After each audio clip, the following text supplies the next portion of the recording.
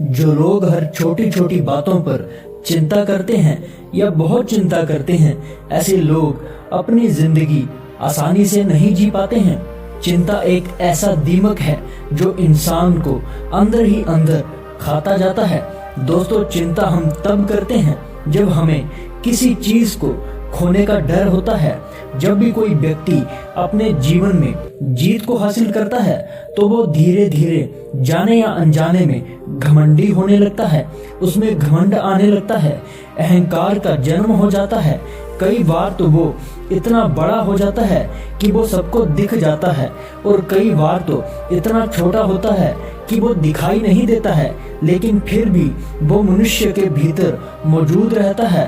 और कभी कभी वो घमंड में चूर छोटे बड़ों से बात करने का तरीका भूल जाता है। उसका अहंकार इतना बढ़ जाता है कि वो किसी को भी कुछ भी नहीं समझता है, अपने आप को ही सर्वसंपन्न मानने लगता है, अपने आप को ही सब कुछ मानने लगता है, दूसरों का अपमान करने लगता है और दूसरों को अपने से नीचा समझने लगता है। उसे सही या गलत का कुछ भी होश नहीं रहता है। वहीं दूसरी तरफ जब कोई व्यक्ति हार जाता है तो उसके भीतर निराशा उत्पन्न हो जाती है और वो उदास हो जाता है।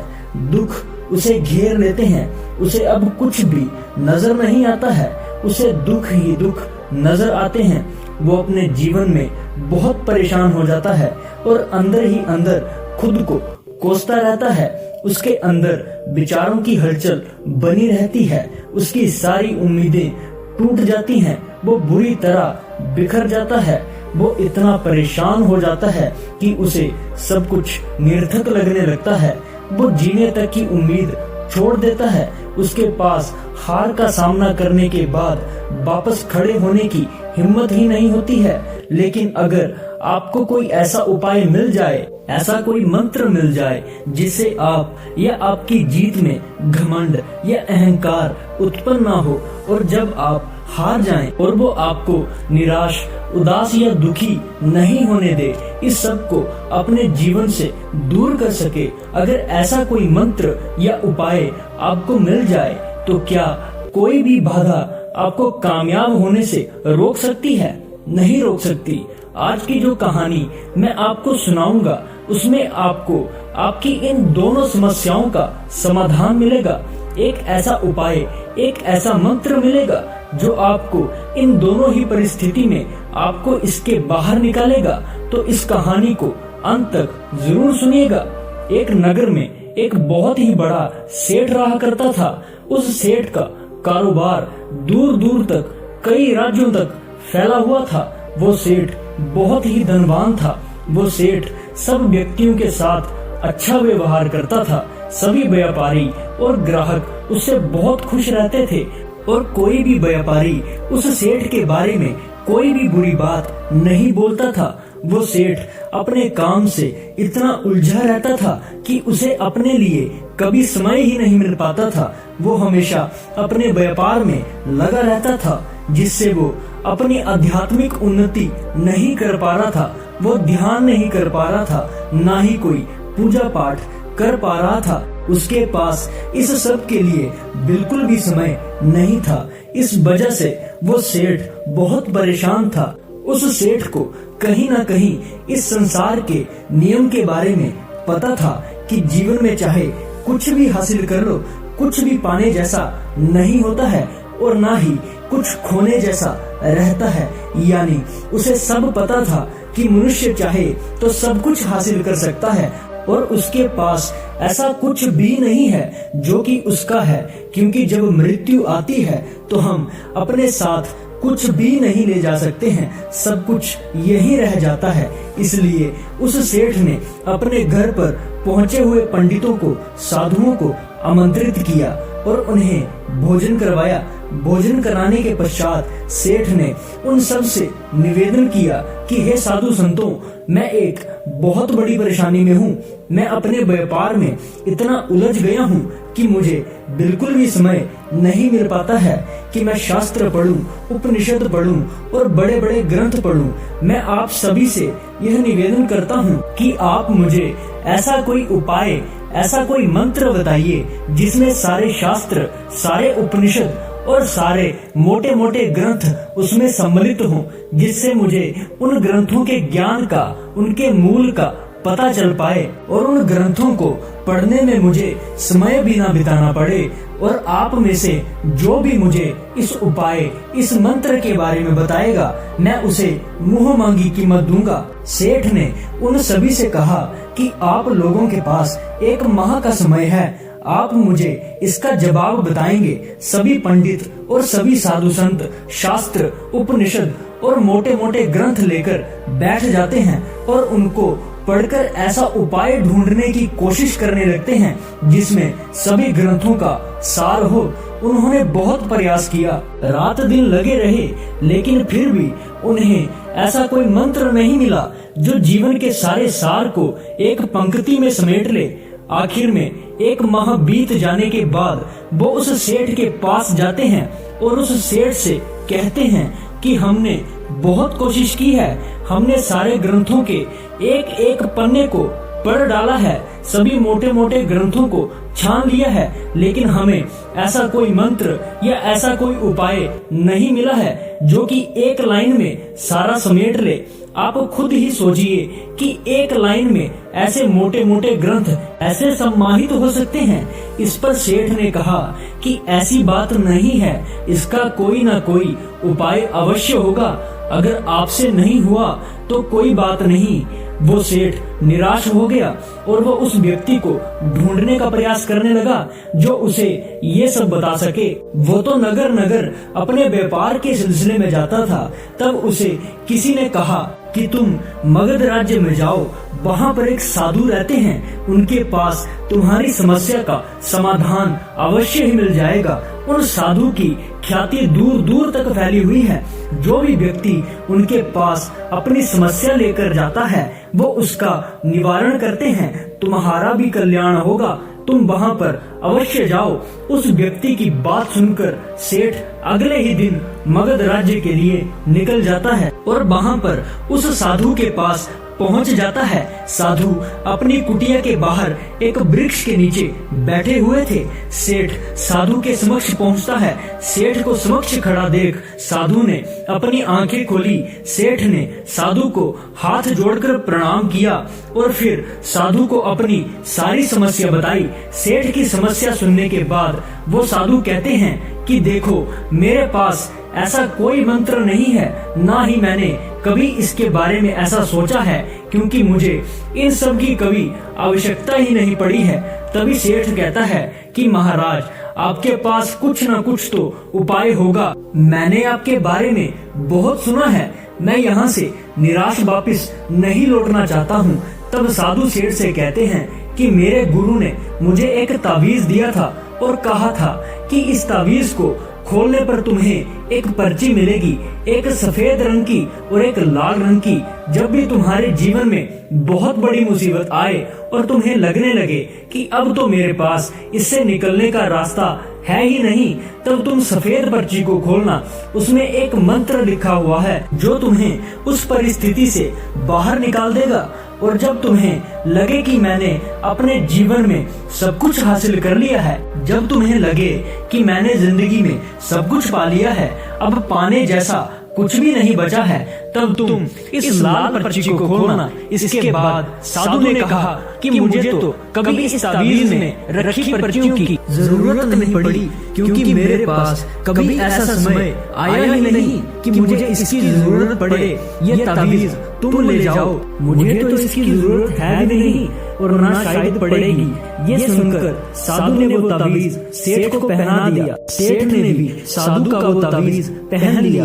फिर सेठ अपने नगर वापस आया। समय ऐसे ही निकल गया, बहुत साल बीत गए। उसका जीवन अच्छे से चल रहा था। कभी कभी उसके सामने छोटी छोटी परेशानी आ जाती थी, लेकिन वो उसके बाहर निकल जाता था। कभी कभी व्यापार में घाटा लग जाता था तो समझ जाता था, लेकिन जब भी कोई परेशानी उसके सामने आती तो उसे गले में बंधे तावीज का ख्याल आ जाता था और फिर वो उसे खोलने के बारे में सोचता था, लेकिन फिर उसे साधु की कही बात याद आ जाती थी कि उसे वो ताबीज तब खोलना है जब उसके सामने बहुत बड़ी परेशानी आ जाए। ये सोचकर वो उस ताबीज को खोलता ही नहीं था। अगर मैंने इस ताबीज को अभी खोल दिया तो कहीं इसमें रखी पर्ची का मंत्र काम करना बंद न कर दे। ये सब सोचकर वो रुक जाता था और फिर से वो अपने कार्य में लग जाता था। लेकिन समय कब बदल जाता है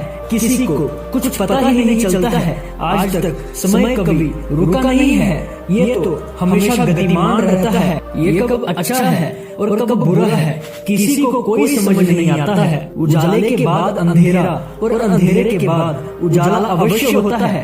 कभी भी समान परिस्थिति नहीं रहती है। ऐसे ही सेठ का जीवन अच्छा चल रहा था, तभी उसके व्यापार में बहुत बड़ा घाटा होने लगा।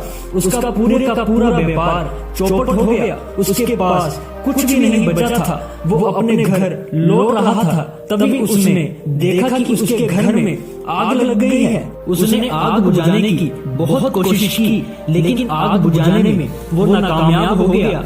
उस आग में उसका घर और उसकी पत्नी और उसके बच्चे भी जल गए। सेठ पूरी तरह से बर्बाद हो चुका था। सेठ ने व्यापारियों से कहा जो उसके यहाँ सामान खरीदने आते थे कि वो उसकी कोई मदद करे, लेकिन वो कहते हैं ना कि जब बुरा वक्त चलता है तो सबसे पहले अपने ही साथ छोड़कर भागने लगते हैं। वैसा ही सेठ के साथ हुआ। व्यापारी ने सेठ के साथ काम करने के लिए मना कर दिया। सेठ बहुत दुखी और बहुत निराश हो गया। उसका सब कुछ नष्ट हो चुका था। अब उसे कोई आशा की किरण नजर नहीं आ रही थी। वो यही सोचते सोचते नदी के पास जा पहुंचा और उसमें कूदकर आत्महत्या करने ही वाला था कि तभी उसके गले में बंधा वो ताबीज उसे नजर आ गया जो साधु ने उसे पहनाया था और कहा था जब सबसे बुरा समय आए तब इसे खोलना। वो सेठ उस ताबीज को खोलता है। उसमें 2 पंक्तियां रहती हैं। जैसा कि उसे उस साधु ने कहा था, वो सफेद पर्ची खोलता है क्योंकि अभी वो परेशानी में था। साधु ने भी तो यही कहा था कि जब तुम बहुत बड़ी मुसीबत में हो तब ये सफेद पर्ची खोलना। सेठ जैसे ही सफेद पर्ची खोलता है उसके चेहरे पर मुस्कान आ जाती है। इस पर्ची में ऐसा क्या लिखा था? उस पर्ची में लिखा था कि ये वक्त है, ये भी गुजर जाएगा। ये मंत्र पढ़ने के बाद सेठ के मन को शांति मिले, उसे हिम्मत मिली। उसे ये मंत्र बहुत सही लगा कि ये वक्त ही तो है, ये भी गुजर जाएगा। उसके शरीर में एक नई ऊर्जा का संचार हुआ, जैसे उसे फिर से एक नया जीवन मिल गया हो। वो खुशी खुशी वापस अपने नगर आया। उसने किसी से कुछ धन उधार लिया और अपना व्यापार फिर से शुरू किया।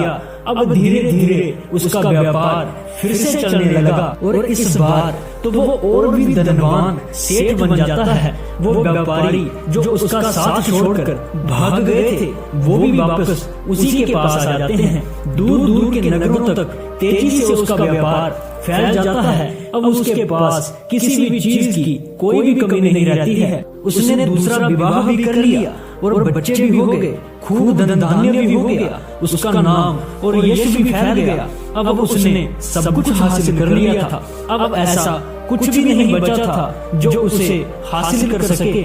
सब कुछ उसने पा लिया था। तब उसे फिर से अपने गले में बंधे ताबीज का ख्याल आता है जो साधु ने उसे बताया था कि लाल पर्ची को तब खोलना जब तुम्हें लगे कि तुमने जीवन में सब कुछ हासिल कर लिया हो। जब तुम्हें लगे कि मुझे अब कुछ नहीं चाहिए, मैंने सब कुछ पा लिया है। फिर सेठ ने उस ताबीज को अपने गले से निकाला और उसमें से वो लाल पर्ची निकाली और उसने वो पर्ची खोलकर देखी।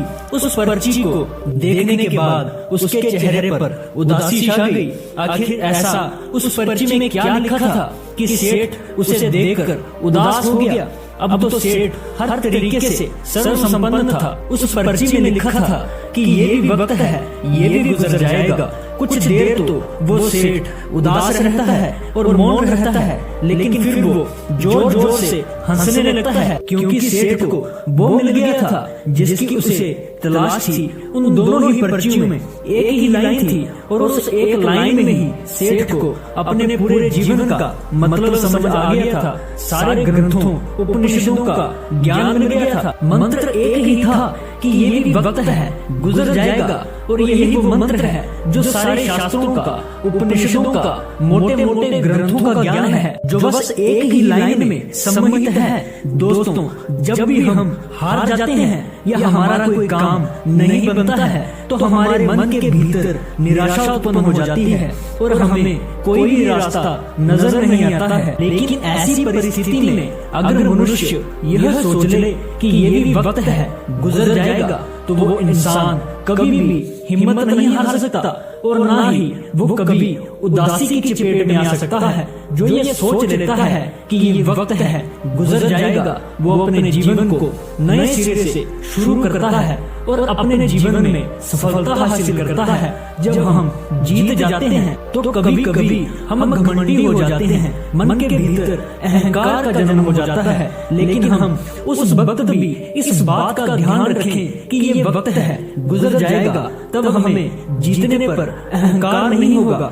दोस्तों, समय कभी किसी के लिए नहीं रुकता है, ये तो निरंतर गतिशील रहता है। हमारे जीवन में सुख भी आते हैं तो दुख भी आते हैं, यही तो प्रकृति का नियम है। कभी भी कोई वस्तु या चीज एक जगह नहीं रुक सकती है, तो फिर हमारे जीवन में दुख या सुख हमेशा के लिए कैसे रुक सकते हैं? समय के साथ सब खत्म हो जाते हैं। मनुष्य कब राजा से रंग हो जाए और कब रंग से राजा बन जाए, कोई नहीं कह सकता।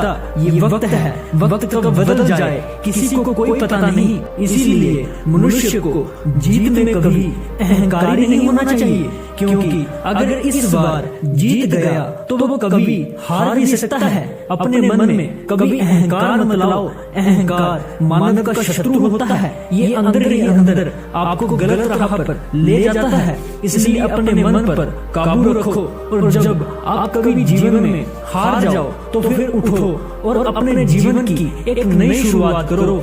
आप अपनी मेहनत और अपनी लगन से अपनी हार को जीत में बदल सकते हो। बस आपको हिम्मत हार कर बैठना नहीं है। अंत में मैं दोस्तों यही कहना चाहता हूँ कि ये जीवन निरर्थक है। हम अपने साथ कुछ भी नहीं ले जाते हैं, सब कुछ यही छूट जाता है। और जब तक हमें यह सब बातें समझ आती हैं, तब तक बहुत समय गुजर जाता है और हम इस मिट्टी में समाहित हो जाते हैं। तो दोस्तों, आपको ये कहानी कैसी लगी हमें कमेंट करके जरूर बताएं। धन्यवाद।